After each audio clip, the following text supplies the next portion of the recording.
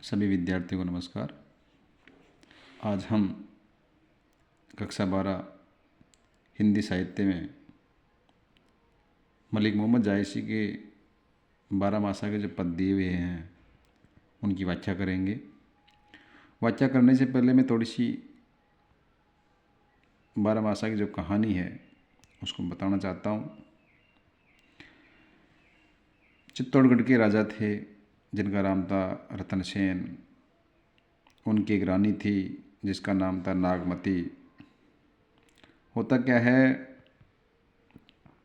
रतन सेन और नागमती के विवाह के कुछ दिनों बाद में जब रतन सेन बगीचे में घूम रहे थे तो उनको एक हीरामन नाम का तोता दिखाई देता है और वो सिंघल प्रदेश की राजकुमारी थी पद्मावती, जिसके सौंदर्य का वर्णन करता है रतन सेन के सामने। रतन सेन सिंघल देश की राजकुमारी पद्मावती के सौंदर्य के प्रति आसक्त होकर के पद्मावती से विवाह करने के लिए सिंघल देश की तरफ प्रस्थान करते हैं। पीछे नागमती चित्तौड़गढ़ में वीरे से व्याकुल रहती है। तो मलिक मोहम्मद जायसी जो भक्ति काल के प्रसिद्ध कवि है, प्रेम मार्गी सूफी काव्य के, उन्होंने इसी कथा को आधार बना करके अपना एक महाकाव्य की रचना की है जिसका नाम पद्मावत। पद्मावत में नागमती के वीर्य के जो भारतीय वर्ष होता है जिसके महीने हैं चैत्र वैशाख ज्येष्ठ, उनके आधार पर पूरे 12 महीनों को प्रकृति के साथ वीर्य का वर्णन किया है। इसी कारण इस वीर्य वर्णन को 12 मासा कहा गया है, क्योंकि इसमें भारतीय वर्ष के 12 महीने के प्रकृति के साथ वर्णन है। हमारी जो पाठ्य पुस्तक है उसमें 4 महीने, जिसे मार्गशीर्ष, जिसे अग्रणी भी कहते हैं, पौष, माह और फाल्गुन, 4 महीनों का पदों को संकलित किया गया है। सर्वप्रथम हम जो पहला पद है अगहन अर्थात मार्गशीर्ष महीने, उसकी व्याख्या करेंगे। तो एक बार हम इस पद्यांश को पढ़ लेते हैं और साथ में व्याख्या भी करते हैं। अगहन देवस गटा निशी बाडी दुपर दुख सो जाय किमी काडी। जायसी के वर्णानुसार नागमती कहती है कि अगहन के महीने में अर्थात मार्गशीर्ष के महीने में देवस यानी दिन, घटा यानी घट गए हैं अर्थात छोटे हो गए हैं, निशी बाडी, निशी यानी रात, बाडी यानी बढ़ने लग गई अर्थात लंबी हो गई है। कि अगहन के महीने में, मार्गशीर्ष के महीने में दिन छोटे होने लग गए हैं और रातें बड़ी होने लग गई। दुबर दुख सो जाए किमी काडी, दुबर कठिन दुख, सो जाए किमी यानी कैसे, काडी यानी कि निकाला जाए, बिताया जाए। कि मार्गशीर्ष के महीने में दिन छोटे होने लग गए हैं, रातें बड़ी होने लग गई है और इसी स्थिति में वीर्य में ये असहनीय दुख कैसे निकाला जाए अर्थात ये कैसे बिताया जाए। अब दनी देवस विरह बाराती जरे विरह स्यों ज्यों दीपक बाती। अब धन यहाँ पे नागमती के लिए आया है।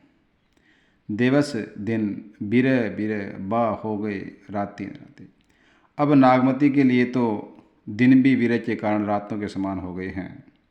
जरे विरह ज्यों दीपक बाती, और नागमती विरह वेदना के कारण इस प्रकार जल रही है जिस प्रकार दीपक में बत्ती धीरे धीरे जल करके नष्ट हो जाती। कांपा हिया जनावा शिव तोपे जाय होई संग पीव। रानी नागमती की कांपा यानी कांप रहा है, हिया यानी हृदय, जना प्रतीत होता है, शिव यानी शी मतलब सर्दी। अत्यधिक सर्दी के कारण नागमती का हृदय कांपता रहता है। तोपे जाय होई संग पीव। नागमती कहती है कि ये तभी जाएगी सर्दी जब होई संग पीव, प्रियतम साथ में होंगे। घर घर चीर रचा सब काहू, मोर रूप रंग लेगा ना हो। नागमती आज ये कहती है कि घर घर में चीर या रंग बिरंगे वस्त्र पहन करके सभी उल्लासित है, लेकिन मैं क्या करूं? मोर यानी मेरा रूप सौंदर्य रंग सब कुछ खुशियाँ ले गया ना हो, यानी प्रियतम पति। लेकिन मेरे तो रूप रंग सौंदर्य खुशियाँ सब कुछ पति के साथ में चली गई, तो मैं किस प्रकार से खुश रहूं? पलटी न बहुरा गाजो बिछोई, अब हूँ फिरे फिरे रंग सोई। नागमती कहती है कि पलटी यानी मुड़ करके, पलट करके वापस, न यानी नहीं, बहुरा यानी फिर से, गा गया जो जो बिछोई यानी बिछड़ करके, छोड़ करके, कि मेरा प्रियतम तो जो मुझे छोड़ करके गया था वो पलट करके फिर से नहीं आया, अर्थात वापस नहीं आए। अबऊ फिरे फिरे रंग सोए, अब तो उनके फिरने से अर्थात प्रियतम के फिरने अर्थात आने से ही फिर यानी आएगा रंग सोई। मेरा जो रंग चला गया है, सौंदर्य चला गया है, खुशियाँ चली गई है, वो तो प्रियतम के आने से ही वापस लौटेगी। शेरी अग्नि विरहिनी ही जारा, सुलगी सुलगी दगदे बेचारा। शीरी यानी सर्दी, शीत ऋतु की, अग्नि शीतल अग्नि, विरणी विरणी अर्थात नागवती के हिये को जला रही है। शीतल विरह की शीतल अग्नि विरहणी नागमती के हृदय को जला रही है। और सुलगी सुलगी दग्धे बेचारा, और ये सुलग सुलग करके धीरे धीरे जलकर नागमती के हृदय को छार यानी राख जला करके राख बनाना चाह रही है। ये दुख दग्ध न जाने कंतु, जोबन जरम करे बसमंतु।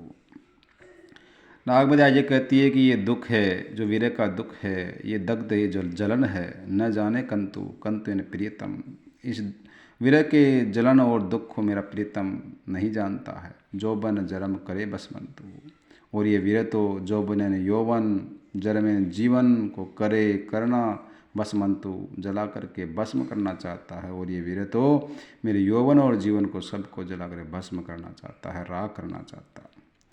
पिए सो कहेऊ संदेशड़ा, ए भंवरा एका, सो धनी वीरे जरी मुई, तेहिक दुआ हमला। वीरे में व्याकुल नागमती भंवरा, भरमर और काग कव्वे को संबोधित करते हुए कहती है कि हे भंवरे, हे काग, यदि मेरे प्रियतम तुम्हें कहीं मिले, पिए सो कहूँ संदेशड़ा, तो उनको मेरा एक संदेश कहना। सो धनी विरे जरी मुई, तेईक दुआ हमला। का आपकी पत्नी नागमती, धनी यानी पत्नी, प्रियतमा नागमती के लिए है, आपकी पत्नी प्रियतमा विरह में जरी यानी जल करके, मुई यानी मर गई है। और तेईक धुआं हम लाग, और जो जलकर मरने से जो धुआं हुआ वो हमारे लगने से हम काले हो गए हैं। इस प्रकार इस पद्यांश की वाक्य है। थोड़ा प्रसंग देख लेते हैं इसका। प्रसंग में प्रस्तुत पद्यांश हमारे पाठ्य पुस्तक में संकलित भक्तिकाल की सूफी प्रेम मार्ग शाखा के सर्वश्रेष्ठ कवि मलिक मोहम्मद जायसी द्वारा रचित पद्मावत महाकाव्य के नागमती वियोग खंड के 12मासा शीर्षक से लिया गया है। इस पद्यांश में कवि ने मार्गशीर्ष महीने में रानी नागमती के वीर का वर्णन किया है। वाक्य: कवि मलिक मोहम्मद जायसी विरहणी नागमती की वीर दशा का वर्णन करते हुए कहते हैं कि मार्गशीर्ष के महीने में दिन छोटे होने लग गए हैं तथा रातें बढ़ने लगी है, अर्थात रातें लंबी हो गई है। ऐसी स्थिति में ये कठिन दुख कैसे बिताया जाए। अब तो नागमती को वीर के कारण दिन भी रात जैसे लगने लगे हैं। वीर में नागमती ऐसे जल रही है जैसे दीपक में बत्ती जलती है, जो धीरे धीरे जल करके नष्ट हो जाती है। अत्यधिक सर्दी के कारण नागमती का हृदय कांपता हुआ प्रतीत हो रहा है। ये शीत तभी जाएगी जब प्रियतम संग में होंगे। शीत ऋतु आने पर घर घर में सभी रंग बिरंगे वस्त्र पहनकर खुशियाँ मना रहे हैं, किंतु नागमती कहती है कि मैं क्या करूं, मेरा तो समस्त रूप रंग अर्थात सौंदर्य और खुशियाँ मेरा प्रियतम अपने साथ ले गया है। आगे नागमती कहती है, और मेरा प्रियतम तो मुझसे बिछड़ कर गया, जो फिर से लौट कर भी नहीं आया है। अब तो मेरे प्रियतम के आने पर ही मेरा रूप सौंदर्य एवं खुशियाँ वापस आएगी। आगे नागमती कहती है कि विरह की शीतल अग्नि मेरे हृदय को जला रही है और ये शीतल आग सुलग कर अर्थात धीरे धीरे जलक कर मेरे हृदय को जलाकर राख बना रही है।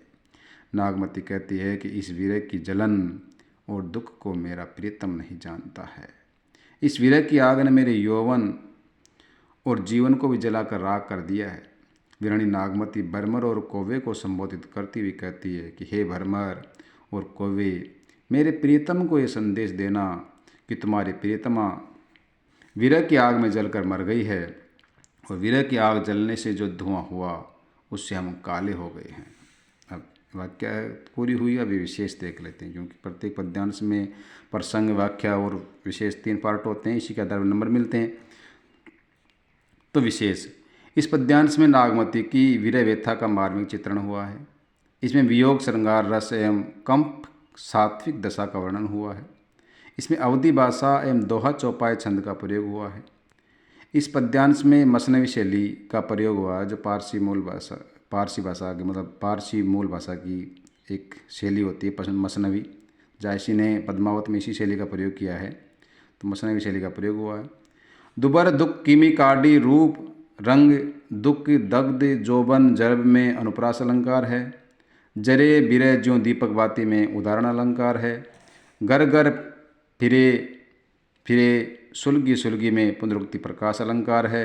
तेईक दुआ हम लाग में उत्प्रेक्षा अलंकार का प्रयोग हुआ है। इस प्रकार इस पद्यांश की व्याख्या हुई। सभी को धन्यवाद। चैनल को सब्सक्राइब करें, शेयर करें और अधिक से अधिक इसमें से अध्ययन करें ताकि आपको इसका लाभ मिल सके।